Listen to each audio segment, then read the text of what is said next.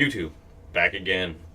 Well, I had a little bit of luck with the Avermedia 4K pass-through, and I have to say that the CG513, I'm impressed. Highly impressed. And it does very good video quality, and I think that is definitely something that needs to be purchased if you will be streaming or recording from your Xbox One, PlayStation 4. However, this is just a pass-through. You don't actually get to record at 4K, if it even be 30 frames, 60 frames. It's just a pass-through. So when you use this item and you go to play on your 4K TV, 4K works absolutely fine on the TV, but when you record or stream, it's 1080p, which is fine. That's all I wanted. I didn't plan on streaming 4K just right now, which is fine. So I think that it highly achieves what it set out to do. The design is absolutely gorgeous. I think that it looks extremely well designed. It has a good set of weight, and it just looks something that Avermedia has put out, and that's high quality. I mean, you're spending some big money on this.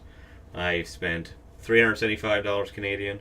That was including the shipping as well as the exchange rate from US to Canadian.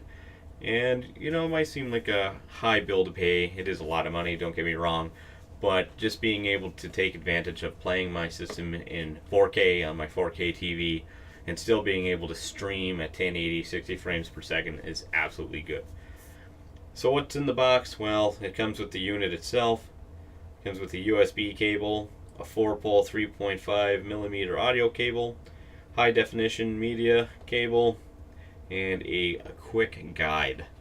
So a little bit in the box, nothing too elaborate, but what I can honestly say is I'm a huge Avermedia fan. I've used multiple Avermedia products over the years, and I highly regard, I put these guys next to Elgato for superiority. If I don't buy an Elgato, I buy an Avermedia. One thing that I think is absolutely garbage, and I'm highly disappointed in Avermedia for doing this. It's almost as bad as what PlayStation did with the PlayStation 3, not issuing a HDMI cord when the console was released. So literally, when you open up this box and you take out the unit and you have it all set up, it literally only came with a high definition cable that was so small that I don't know what type of setup a person would have that this cable would even be realistic in hooking up the Avermedia to your TV to do a pass-through. It's just mind-blowing in today's day and age that you would give a cable absolutely that small that it's basically, you need to go out and buy a new one. For my setup, it wasn't too bad. I did have enough, but I mean, I had to set my USB cable at the back of the computer and put the unit right next to the high definition or HDMI port just so the cable would reach. You spend a lot of good money on this unit, and again, for them to cheap out and give you one of the smallest possible cables for HDMI necessary, I think that's a slap in the face for paying customers, especially with the price. Secondly, what I really like, that's pretty much the only negative that I do have. What I do really like is that the setup was seamless. It was mind-blowing how easy this was to set up. Second, I plugged it into the USB and plugged it in. The pass-through worked immediately. It worked on OBS pretty much right out of the box. I did update the drivers, which didn't seem like it really did anything. It just added their software for video recording. But other than that, it worked straight out of the box, and it literally was maybe a minute setup, which is, again, Avermedia seems to take pride in a quick setup, and I thought that was absolutely amazing. Again, that you put it out of the box, you plug it in, and it just works.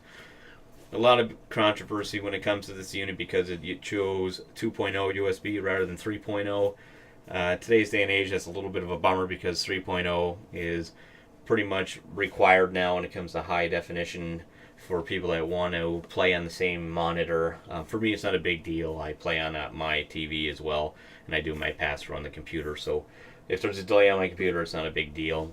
That being said, the delay is very insignificant. So it seems like they're really pushing forward with the 2.0, and it's really high response? Again, would I game on it? Probably not, but overall it was really good.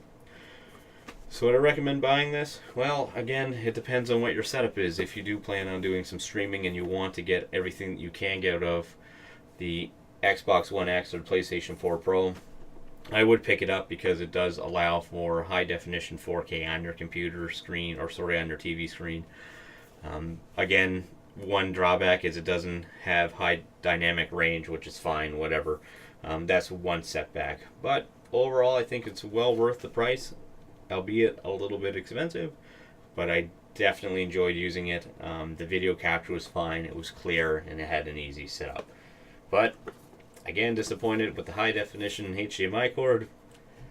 Put a longer cord in the box, Avermedia. It's highly disappointing, but again, that's, if you had to cut a corner on something, I guess that's the most insignificant one, because a lot of us have millions of HDMI cords around. Alrighty guys, thanks for watching. If you have any questions or comments, put it down below. And if there's anything else that you want me to review, give an opinion on, let me know. Thank you. Bye bye.